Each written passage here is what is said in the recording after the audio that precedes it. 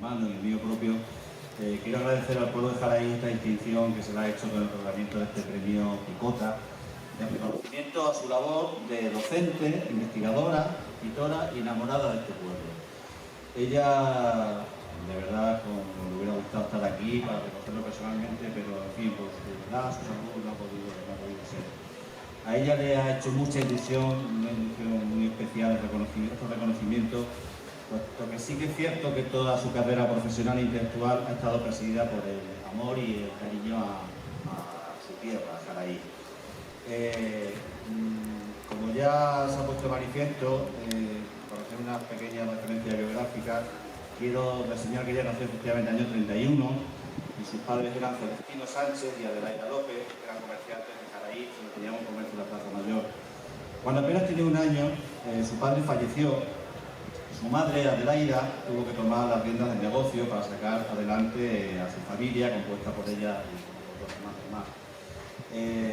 Quisiera destacar también la figura de la abuela Adelaida, la viuda, la tienda que tenía ella, ahí en la Plaza Mayor, puesto que ella desde el principio puso mucho empeño y tuvo muy claro que quería que su hija estudiara, que sacara una carrera y sobre todo que fuese independiente económicamente. Y ella, así, con el apoyo de su familia, su esfuerzo y curiosidad, sacó sus estudios, como han dicho, en Salamanca, de bachillerato en Salamanca. En Salamanca inició igualmente también los estudios de filosofía y letras, y luego fue posteriormente en Sevilla, donde se especializó en historia. Estuvo becada una cátedra de historia titulada por una eminencia de la época, que era Juan Mata Carriazo, un profesor que para ella fue muy importante. Este profesor era el que dirigía los yacimientos arqueológicos romanos de Itálica, los primeros que hicieron la investigación, así como el tesoro del Carambolo. Y dentro de esa cátedra de historia, pues ella estuvo trabajando y ya empezó ahí su labor investigadora, ¿no? A un nivel más académico. De hecho, incluso estuvo trabajando de forma como becaria en el Archivo de Indias de Sevilla y donde pudo acceder a fuentes históricas de primera mano. Con esta época, ya una vez terminada su formación académica, como pasa muchas veces, se encontró en el cruce de caminos que tenemos en la vida, porque se le dio la opción de quedarse precisamente allí, en el Archivo de Indias, a través del profesor como investigadora, o bien seguir su labor investigadora en la universidad. También tuvo la tendencia a la Complutense de Madrid, pero por las circunstancias ella al final lo que optó fue por regresar a Jaraí, que era por el cariño que tenía al pueblo y también seguramente a algún jariceño, como era mi padre, con el que se casó finalmente. Pues es que precisamente hoy, un 11 de agosto del año 58, fue cuando se casaron. Terminada esa etapa ya de formación, ella ya empezó su labor profesional. El que se casara no significaba que ella asumiera el rol que se esperaba de una mujer casada en esa época, en los años 50, sino que más bien ella siguió empeñada en seguir con lo que le gustaba, que era la docencia y la investigación. En cuanto a la docencia, fundó aquí una academia con otros profesores, en la cual muchos jariceños estuvieron inscritos, prepararon oposiciones para maestros. Luego ya también tuvo una labor muy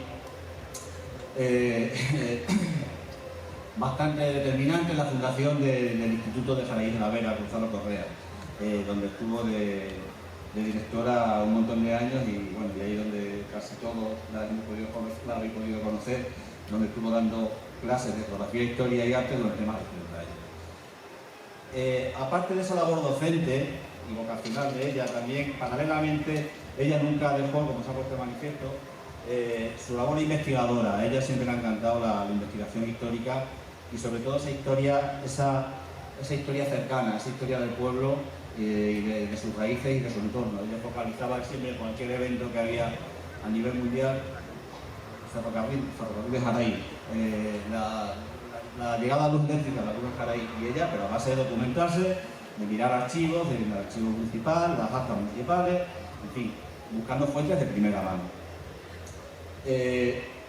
esta forma de investigar tampoco no era una forma académica, ella también su interés era en divulgarlo.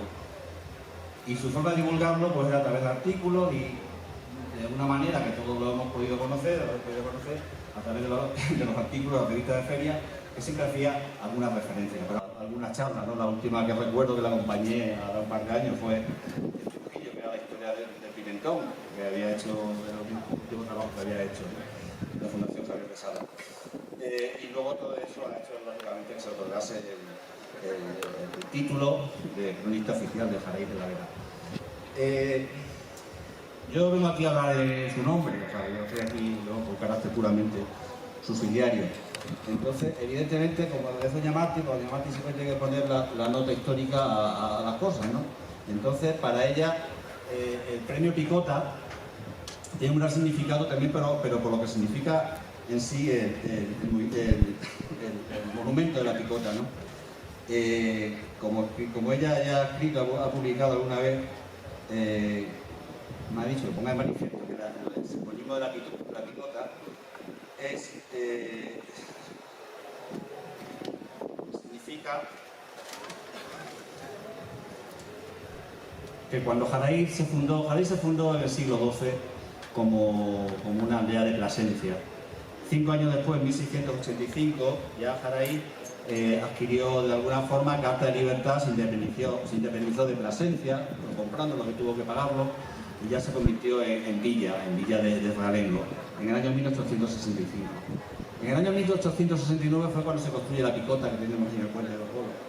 Y esa Picota es un monumento, un pequeño monumento que simboliza, y tal como venía en la carta de libertad, de constitución de Villa de Realengo, la independencia del pueblo y del poder jurídico que desde ahora detentará. Es decir, libertad de aplicar la justicia, la máxima justicia, o derecho a justiciar según sus propios criterios y no los ajenos, lo que será el más representativo de los derechos del privilegio de Villalgo, y de aquí la importancia formal del monumento del rollo o Picota, que simboliza por una independencia y ya consolidación de Jaraíz como municipio independiente, ¿no?